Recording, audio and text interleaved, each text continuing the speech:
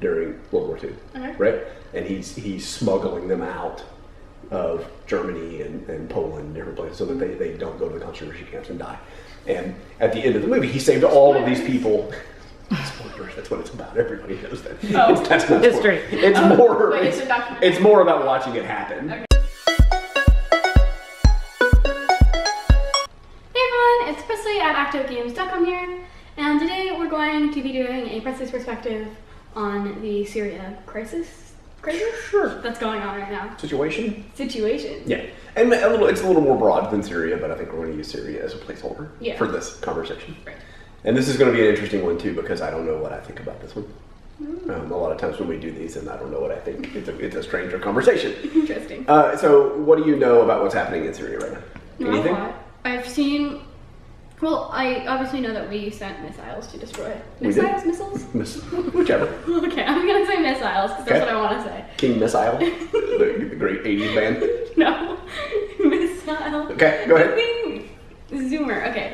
So we sent them to Syria to destroy some place that was producing something, and I saw footage in Syria of it happening, and it was scary. Yeah. It's like it sounded like, for reference, like fireworks, but a billion times louder. Yeah. It was scary. Yeah, so there's been a civil war going on in Syria for a long time right now. Yes. Right? So they have, like a dictator, more or less, that is running the country. But there have been rebel forces that have been fighting against him for a long time.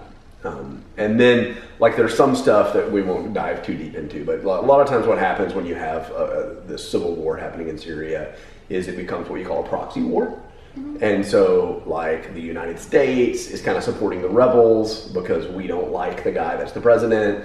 Russia likes the guy that's the president, so they're supporting him. So there are U.S. forces there, and there are Russian forces there, and Iran is kind of supporting the guy that's the president. And different countries are kind of supporting different people in this civil war. And so it becomes what you call a proxy war, and that we're all kind of fighting each other, but not really fighting each other. And these people are proxies for our battles. Right. And everyone has a different self-interest in what's happening in Syria to kind of support what's happening there. Like Russia likes this buffer zone. They really love to have these countries that are neighbors of Russia that sort of protect them from democracy, basically.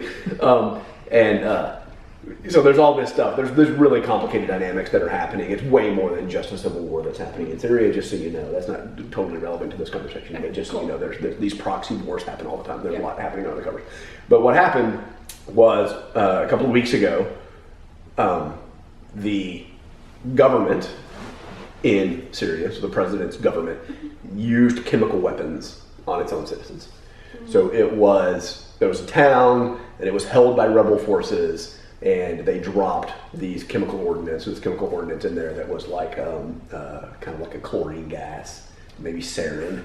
And so these videos came out of kids, obviously chemical weapons are hugely indiscriminate. And so even people kind of hiding in bunkers and stuff, the gas seeped down to the bunkers. And so you have these videos of them trying to pump the lungs of these kids and clean these kids up and stuff. And so just to be totally out in the open about all this stuff, right? There's dispute about both whether there even was a chemical weapons attack, and if there was, whether the Syrian government did it. And for purposes of this conversation, we're going to assume that there was an attack and that the government was behind it. Okay, and so we being the United States, not like me and mommy, launched an attack with some of our allies, France and Britain, missiles to blow up mostly the places where they make and store chemical weapons. Which is interesting that we know where they make and store chemical weapons, and we haven't really known anything about it until they use them, but that's a separate conversation. So we're trying to destroy their chemical weapon capabilities, right? I think 40 people died maybe in the attack. But 1 million people have died in the past couple of years during the civil war. So that's part of the conversation, right? I'm curious, we have drawn this line and said chemical weapons are beyond the pale. They cross this red line, and if you use chemical weapons on your own citizens, we're going to stand up and say, you can't do that, that's not okay. We're going to attack you to shut that down, right? Okay. If you want to drop bombs on them or shoot them with guns, more power to you. That's kind of your internal civil war thing that you guys have to worry about. That's not our problem. We're not going to get involved. But if you use chemical weapons, the use of chemical weapons is such a terrible thing that we can't stand by and let that happen. Right. Okay? So the question becomes, like the two sort of primary positions are, it's a Syrian civil war. They've got to deal with it. If the people there don't want him in power, they need to overthrow him, stand up and overthrow him. Maybe we throw a little support their way because we believe in what they're doing, but we're not really going to get involved. That is a Syrian problem, and when somebody's fighting a civil war, they deal with it, no matter how bad it is, right? To the other side, the United States is a very powerful nation, and so by virtue of the power that we have, we become something of the world's police force, right. And we protect the weak. The strong have a necessary responsibility to protect the weak. Right. And so if there's a strong man who is abusing the minorities in his country, whether it's religious minorities or whatever, ideological, political, whatever, if he is abusing those people because we are a powerful nation, we have a certain level of responsibility to stand up and step in and actively protect and defend those people. Mm-hmm. And then even further, like some people would say that democracy is the correct form of government and dictatorship is bad and like these other things are bad. And so if there's a dictator that's running a country and he's running it with an iron fist, it's part of our responsibility to see that country convert to democracy, mm-hmm. like overthrow that dictator and let the people have democratic power. Right? So that's kind of, I'm really curious what your thoughts are. Mm-hmm. And it can even go down to, like obviously we're talking about Syria and these nation building and huge national conflicts, but I think it can even apply on like a personal level. Like are individuals in positions of power, do they have the responsibility to protect the weak and the disaffected? And if that's true, does that hold at a larger scale of like nations? Okay, well. So there, that's a lot of setup. Go. Well, I think we should be stepping in and doing something. This is my perspective when I was like 8, when we were talking about, I don't remember what. We're talking about the elections there, I think, like a democracy. Because I think it was democracy, you're doing it wrong. Right. Yeah. And just to bring this into the YouTube debate too, this video is going to be demonetized because we're talking about Syria. Like there's a really weird thing going on YouTube right now where you can't talk about current events that are maybe even possibly construed as controversial. Or else you don't get advertisers running on your stuff. That's kind of a weird thing that's going to happen. But for 7-year-old Presley talking about the Syrian elections is demonetized because it's a controversial topic. It's kind of a weird thing going on. Okay, yeah, let's talk discourse about YouTube. We'll skip that. Yeah. No YouTube discourse. That's a side note on weird YouTube. No YouTube discourse. Yeah. Okay. So go ahead. Okay. So you think we should step in?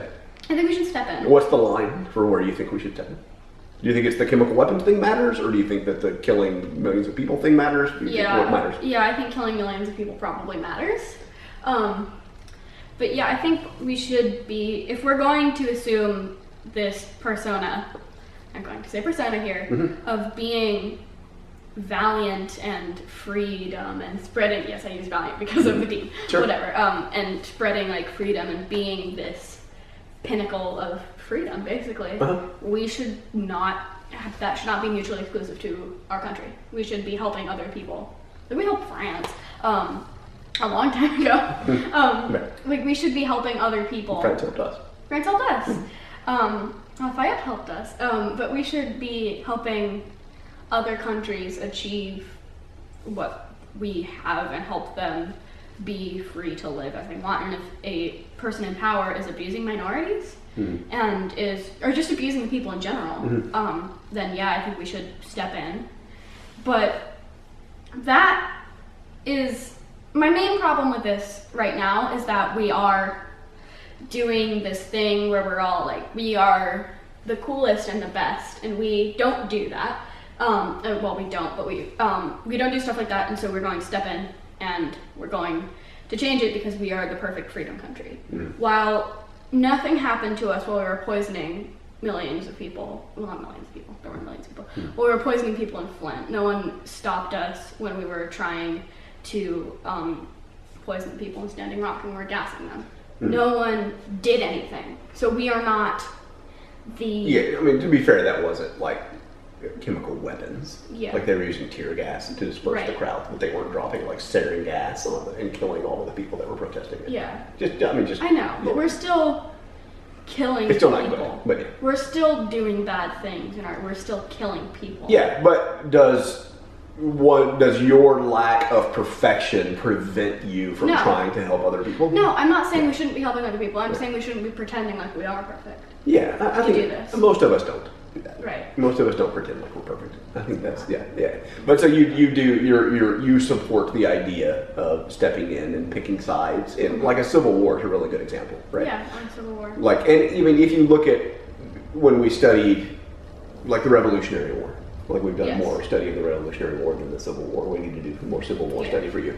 But like when you think about the Revolutionary War, when we were fighting, again, you saw how France got involved and how other nations got involved and joined forces with other people and were with part of who we were fighting and participated in those battles. So it's certainly been going on for a long time. But like there's what you would call the isolationist tendencies to just say, look, we just care about America and we're just going to protect America. And we will serve as an example. Like we think, look, that we're showing you how you should do it and live your life and run your country, but we're going to focus on us. And like you said, we have problems that we need to solve, and we're going to focus on solving those, and we're not going to try and solve your problems for you. You can look to us. You can maybe ask us for assistance if you want, and we can kind of help you out and do those kinds of things. Well, I mean, it is a little bit of a zero-sum game, though, where you have finite resources. Right. And so if you spend resources doing this, those resources aren't doing that. Right. It's not entirely that cut and dry, but certainly we only have so much money to spend, we only have so many human resources, and we only have certain things. And so spending attention doing one thing diverts you from doing something else. So there's cost there that takes place. Mm-hmm. It's just sort of philosophically like, should we wade into another country's civil war? Or is it really their responsibility? And then we more kind of subtly help them out. We don't sort of bomb them, especially when it's a proxy war, like we talked about. That does open the door to, like, we're trying to help the rebels in Syria, and we end up in a direct confrontation with Russia, which would be catastrophic.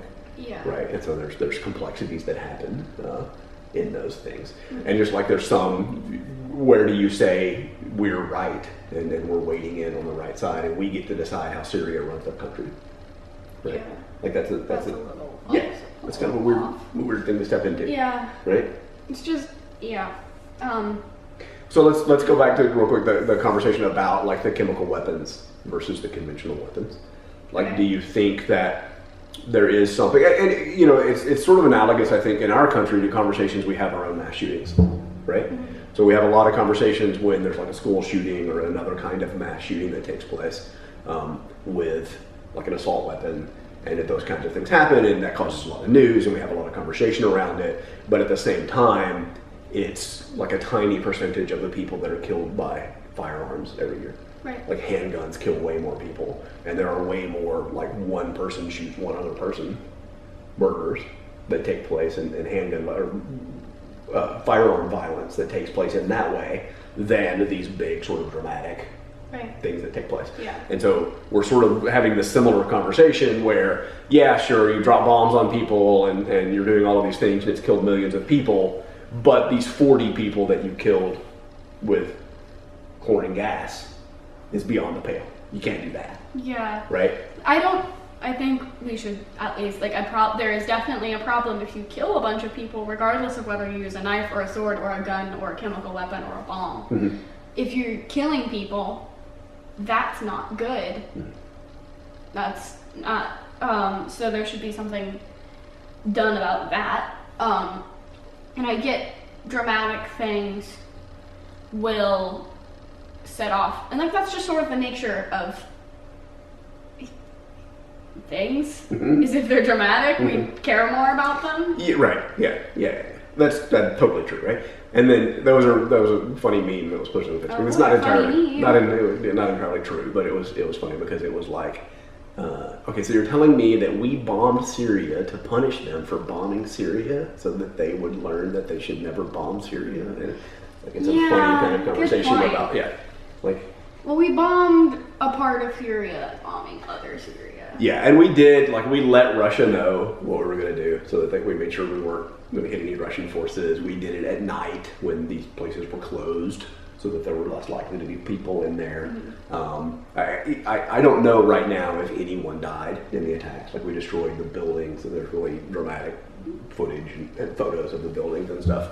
But certainly from a civilian standpoint, like I think Syria is saying 3 civilians died in one of the attacks, and I think we're saying no civilians were killed. And I haven't heard any reports about non-civilians and what happened in those cases. So I think it was a sending a message kind of attack, and trying to reduce their capabilities of using chemical weapons, and not so much like trying to get the leader out of power or do those kind of things. If you're blowing up chemical weapons. Yeah, I mean, that's an interesting point too, right? Yeah. So there was supposed to be, I mean, like an analysis that was done to try and make sure that the chemical weapons wouldn't disperse and kill people because we were destroying the containers. Well, even they're chemicals, sometimes chemicals blow up more. Sure. Yeah, it would probably more, in this case, it would probably more like releasing a gas cloud of this gas that then like floats across the countryside. And it just doesn't seem like a good idea. But they did, you know, clearly, supposedly there was analysis done to but that's, yeah, but the point of the conversation though, what I'm really kind of curious about is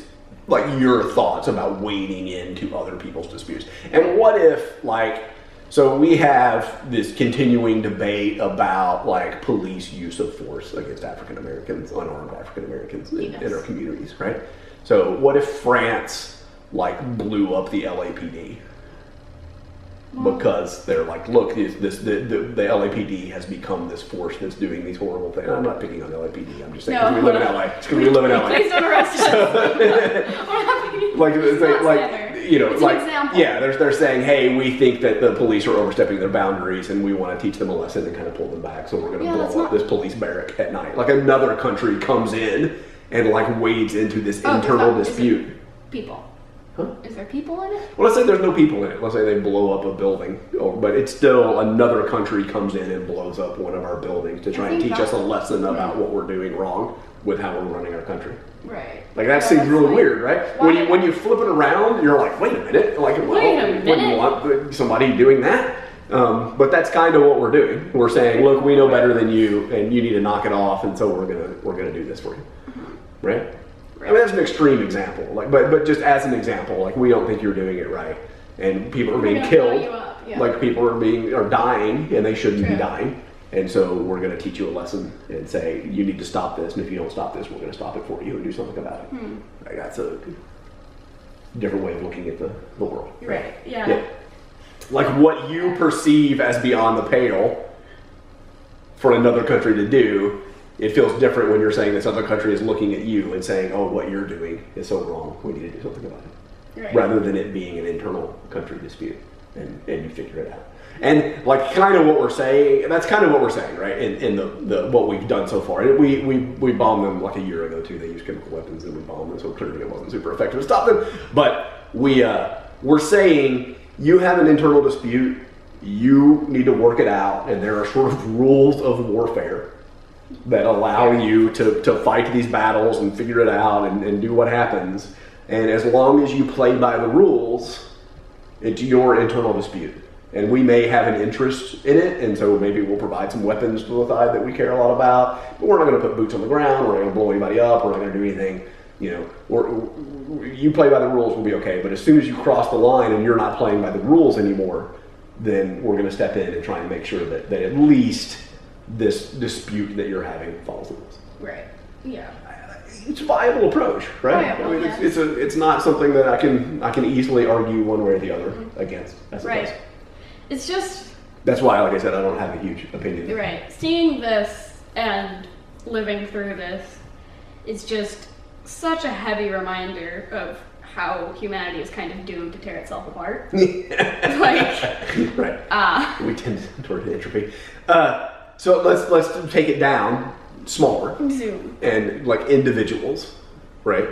Okay. So in an individual situation, if you have someone, a person that is a powerful person, and another like person or group of people that are picking on like a minority, like a bullying situation, right? It's a moral responsibility to step up and stop a bully if you see bullying happening, and you have the capability to stop them. Yeah, of course you should do it. Wait, is it more responsibility? Moral. Moral. Yeah. Is it your moral responsibility? Yes. Like you're obligated morally. Save the cat. To save the cat. Well, save the cat from a bully.